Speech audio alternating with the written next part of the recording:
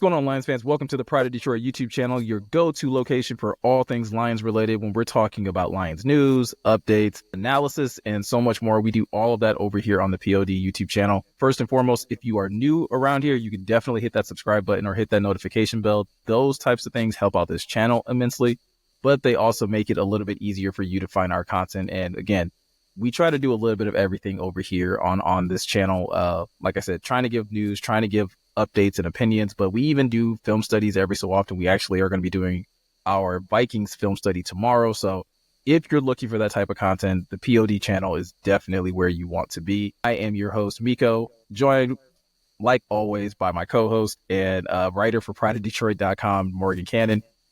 Morgan, I've honestly been trying to work on these intros, and so that's why we're gonna just start trying to figure this out a little bit by little. I got to do the podcast last week, the preview podcast with Hamza and Jerry, and so I was like, you know what, this is a good opportunity for me to start figuring out how to do these intros and make these a little more conversational. Yeah, man, reps, right? It's all reps. So I thought that was a good one, to be honest with you. Yeah, I think I got to take that same mentality that the Lions do and just being like, hey, we can only get better with more reps. And so that's what I'm going to start doing. We're going to start trying to rep this out and try to figure out the best format for these. But yeah, man, we're going to definitely continue to recap the Lions versus Dallas Cowboys game. There was a number of key talking points to come out from that game. Let's start with the biggest one. And we already did a video on the channel talking about Aiden Hutchinson and giving an update and everything like that. But Morgan, you didn't get a chance to kind of give your thoughts. And so I kind of wanted to just turn it over to you at the top of this video and just give your thoughts on the Hutch injury, the type of impact that you think it's going to have on this defense, and as well as how do you think they're going to go about trying to not necessarily replace him, but get some reinforcements, because there's no way that you can just fully replace an Aiden Hutchinson type player. Yeah, for sure, man. He was on a defensive player of the year track, could have been an all-pro with the way he was trending. So you really, I know people are really big right now on let's trade for Max Crosby or Myles Garrett. I don't anticipate that happening. I've been wrong before though, so it could happen. But yeah, it was just a brutal, kind of a freak injury, which, that's what happens a lot of the time, unfortunately. We've seen it. If you've been watching football long enough, you've seen it time and time again, man. I remember way back in the day when Brady got hurt the first week of whenever that year was, 2007. It's just brutal. It's wow, that changes your whole outlook for the season. And while losing Hutch is big, you can't understate it, right? Yeah, we just rattled off everything he had been accomplishing. He was a big reason this defense had taken a big step forward 2024. But at the end of the day, injuries happen, and this is a deep team, and it's going to hurt losing him, for sure. You can't replace him just a 1-to-1. It's going to be a platoon effort, in my opinion. You're going to need more production from a lot of different guys in order to make things right and to make things work. But Aaron Glenn's shown the ability, right? To do that before in years past, with less personnel than he has currently, even with Hutchinson presumably done for the year. So it's brutal, but at the end of the day, injuries happen, and I still have all the faith in the world in this team to get things done and to play important football when it comes down to late January, hopefully early February. Yeah, and that's kind of some of the things that I try to express in the video that I did, is that while this is devastating, and there's a lot of things that you can't necessarily expect one player to replicate by themselves.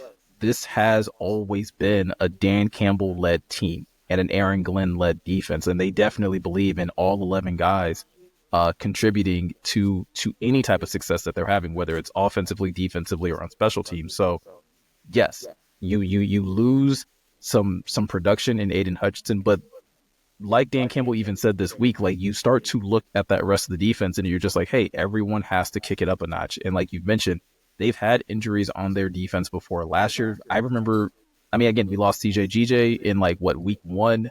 You lost several different corners throughout the year. You shuffled corners just because they weren't playing well. So this is not a foreign concept to that whole next man up mentality.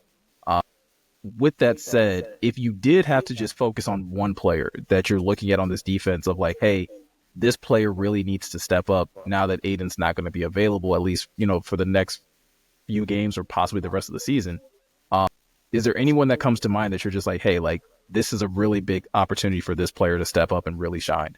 It's kind of a difficult question, but like the way I'm looking at this is Ali McNeil and Levi Onwuzurike, in my opinion. I'm going to kind of cheat, but hear me out. So obviously they play, not the same position as Hutchinson. Hutchinson spends his time at the edge, out wide, whereas Aleem spends, Levi can play the big end, be out there at the 5 tech, but he's at the 3 a lot. Aleem spends time at the 3 and the 1.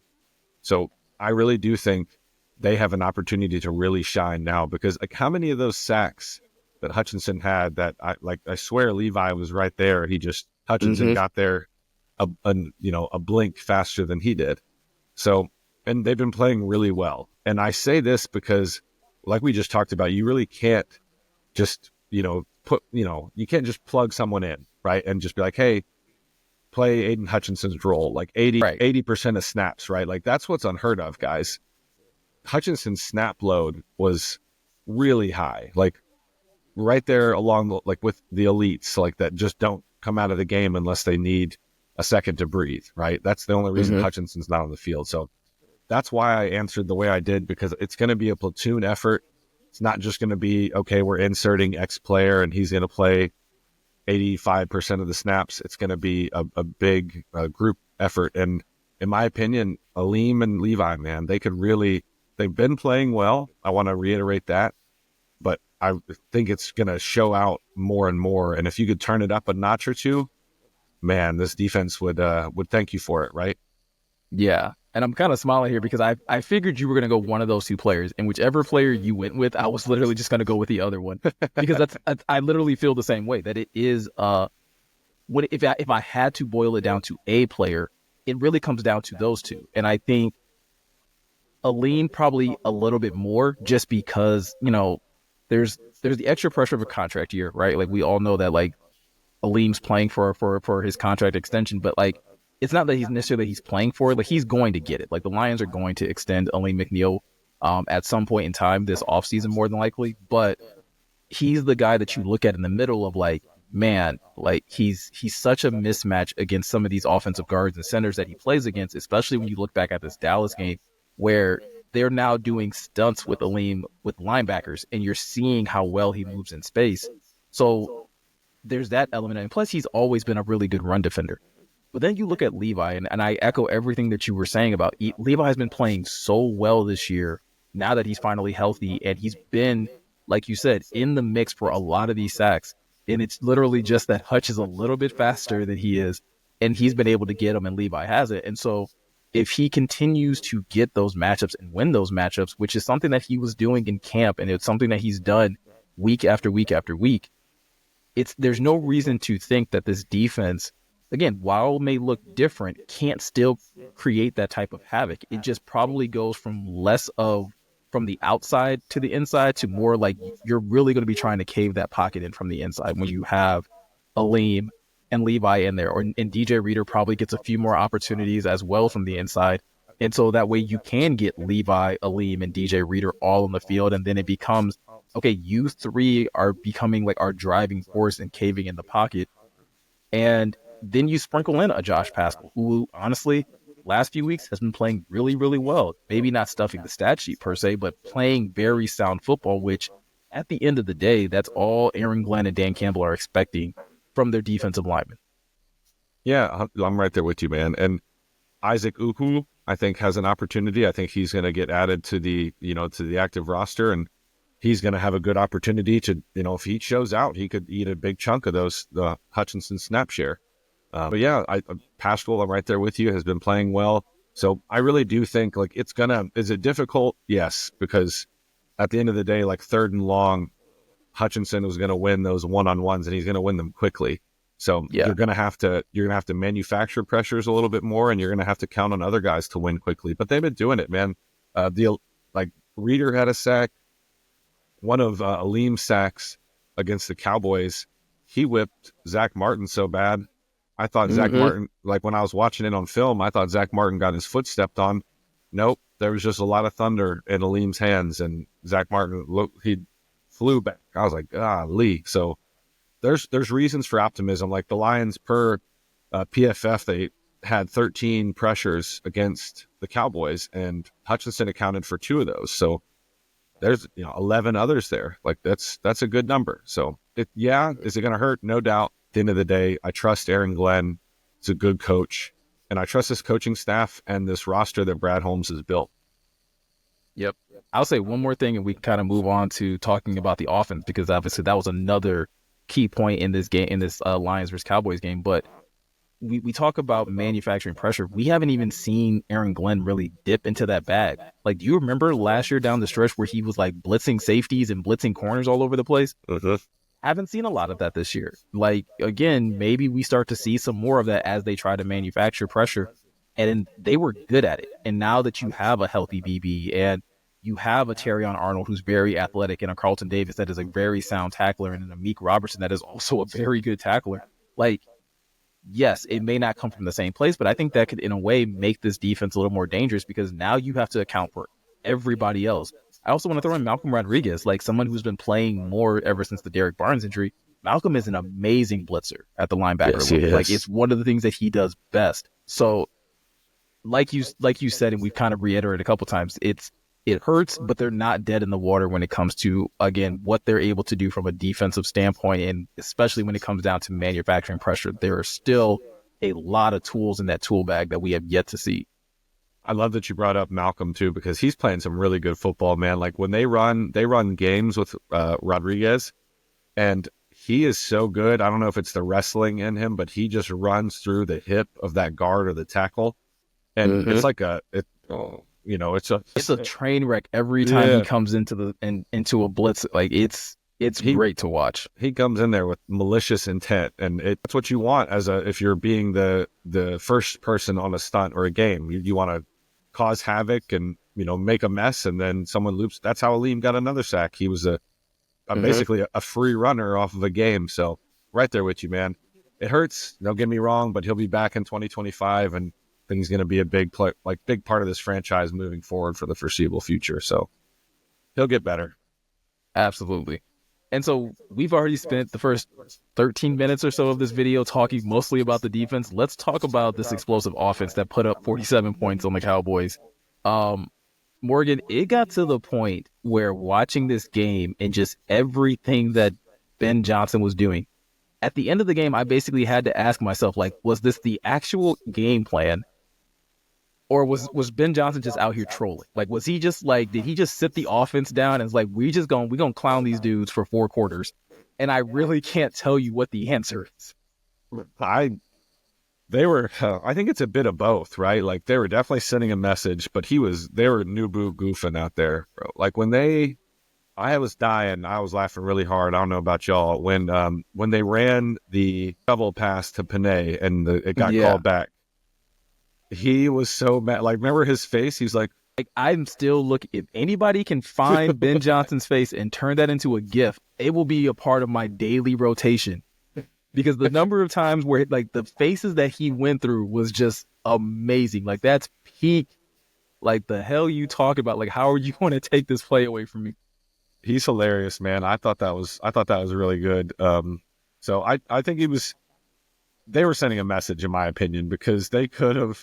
I'm sure he has, fun and trick plays for days because they've been in this offense forever and they, have a lot of that cohesion. But you wouldn't burn that Panay Sewell play unless you wanted to, like, you're like, let's be stupid. We're gonna just. And I don't even think it was like in the fourth quarter. Like, that's the other thing too. Like, typically you'll see teams start doing. Morgan, typically you will see teams do goofy stuff like that either in the fourth quarter of a blowout or like end of the season, where it's like, all right, we're never going to use this again. Let's just throw it out there. It's week 18, week 17, something like that. Like, let's give the fans something fun to watch. You're not even at home. Like, so you are absolutely 100% trolling and sending a message that, like, we believe y'all screwed us last year and now we're going to toy with you. Like, you have to believe that, like, Dallas defense was like going to the sideline. Like, the hell are they doing? What are they doing? Goff threw the ball in that tight window to Decker. I'm like, what the hell are y'all doing? Bro, if Decker had a mossed buddy I don't even know Like who was in over coverage. as a linebacker, I think. I think it might Bro, have if been he had overshown. mossed him, I'd have told coach, take me out. I don't even want to go back and play. I just got mossed by the left tackle. A lot of the game, it was strange, man, because it was like fun, and then you're laughing, and then obviously the Hutch thing happens. But they didn't. Yeah, they were out there. I still think they have, they have wrinkles off of everything, in my opinion. Bro, I like, need the Penne play again. I need it. I do too. I was so excited because y'all know if you watch this channel at all, that's definitely my favorite player on the team. I think he's generational. He's going to be a Hall of Famer. Everything else, don't worry, knocking on wood.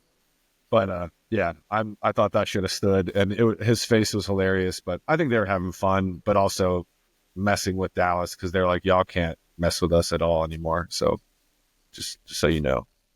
Yeah, man. It's great to see your team again clicking on all cylinders like that. The run game was solid. Pass game was on point. JMO leading the team in receiving yards, getting a touchdown. Should have had two, but that's fine. Amon-Ra has another touchdown. Sam Laporta has a touchdown. Like it was a perfect showcase of all of the weapons. And we talked about this a couple weeks ago. Like this is one of the reasons why this is probably the best, if not maybe second best offense in the NFL. Like I don't know. I can't think of a team that's really touching them. Obviously, when you have Patrick Mahomes, like you always have to keep him one or two, right? Like I feel like taking any offense away that has Patrick Mahomes in it and not having him in the top two feels disrespectful. But the Lions are really pushing for that best offense in the NFL position. And it's because they can hurt you in so many different ways. Tim Patrick is now really like coming on and looking so healthy. Like the fact that you and I were talking about this earlier, the fact that he's our wide receiver 3 or 4 is ridiculous because he's playing like he could be someone else's wide receiver 2. And that's just at the level that he's playing at. Brock Wright has, again, playing really well and has gotten his opportunities to shine in games prior. And so there's just so many things working. And at the helm of it all, you have Jared Goff that's playing very sound football. After like starting the year, making a few mistakes, the last few games, not turning the football over, like it's everything that you want to see from a Ben Johnson led offense. Yep. It was like the full arsenal was on display is kind of how I was thinking of it. You know what I'm saying? Like they were hitting everybody. They were just kind of goofing off. Like Goff, he missed Brock Wright right up the seam one time where that could have been a tug too. Like, they just missed him. But yeah, it's been nice to see Goff settle in and be confident, man. You can tell he's feeling it. He trusts the offense, trusts the offensive line. And it's easy when the Lions can just do it so many different ways. That's what, in my opinion, makes them so potent is they can beat you if just depending on what kind of style you want to play, they'll just change theirs up and beat you with it. Absolutely. So last thing that we're going to talk about before we get out of here, and it's a little bit more of a fun topic. So leading up to this game, obviously some of the news that came out about the Detroit Lions was that obviously they extended David Montgomery. And with Monty now being here for the next 2 years, or for 2 more years on top of what he already had on his deal, him and Gibbs have been getting a lot more attention for being when a lot of people are starting to debate, like, is this the best running back duo in the NFL based off of just what they did last year, what they've been doing this year. Both guys just really being explosive and being key cogs in this offense. But I think there's another conversation that's also starting to happen with this Detroit team, and it's on the other side of the ball, and it's another tandem of safeties with Kirby Joseph and Brian Branch starting to throw their names in the ring for possibly the best safety duo in the NFL. So Morgan, I'm going to put you on the spot here. One of these statements has to be true. Which one is true?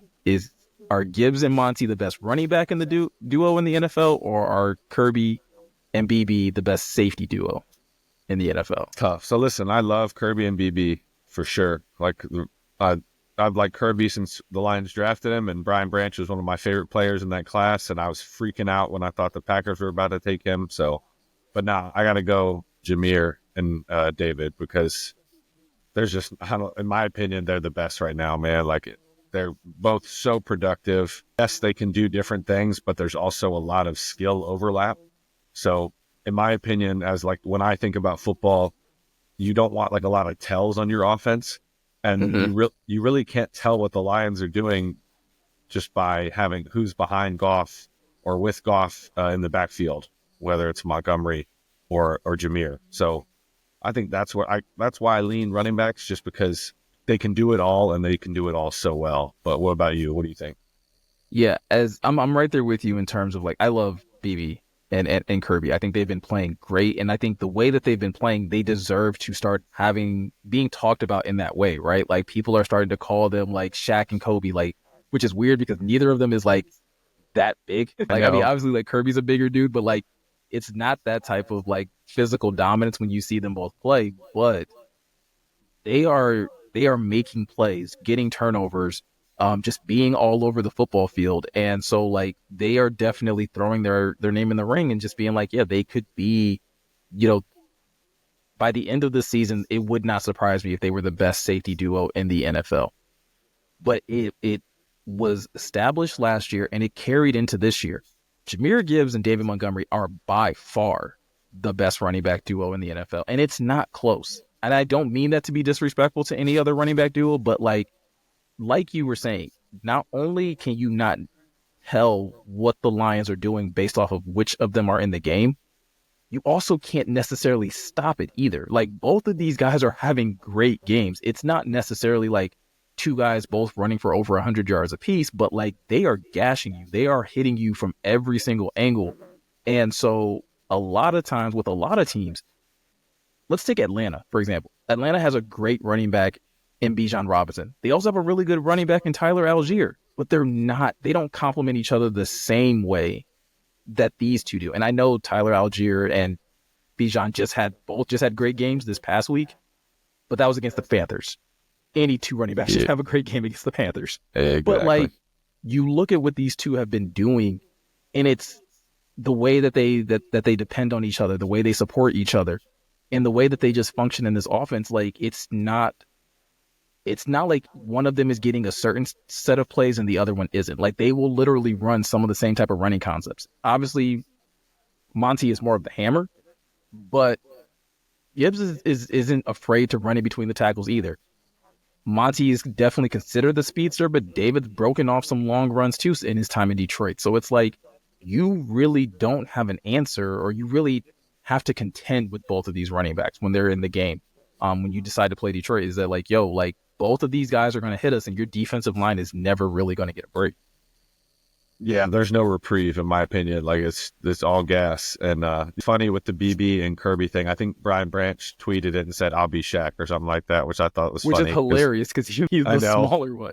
He is, yeah. But he was like, "I'll be Shaq," but yeah, I'm sure Kirby wanted to be Kobe anyway. So yeah, I'm right there with you, man. Like in my opinion, they can do it all. The foundation was laid last year. There's other really good tandems, like you just mentioned, Atlanta's. I really like that duo. They do a lot of good things, but there's a reason the Gibbs and Monty are getting, nicknames like Sonic and Knuckles, Peanut Butter and Jelly, Thunder and Lightning, like whatever you want to phrase it. But they both can do, like you talked about, like Gibbs is really good between the tackles, man. His vision's really, really good. Obviously, Monty's is being a vet, but yeah, and then they have experience running behind this line too, which I know that sounds kind of not like something that wouldn't be really important, but if you ask a running back or an offensive lineman, they're like, oh yeah, that matters because just reps, right? And just being more and more comfortable in the scheme and running behind the line, and that's just how it works, right? It's just all one big unit. That's why it's so fun to watch the Lions run the football, because everyone's bought in. The receivers like Amon-Ra, J-Mo, they all block,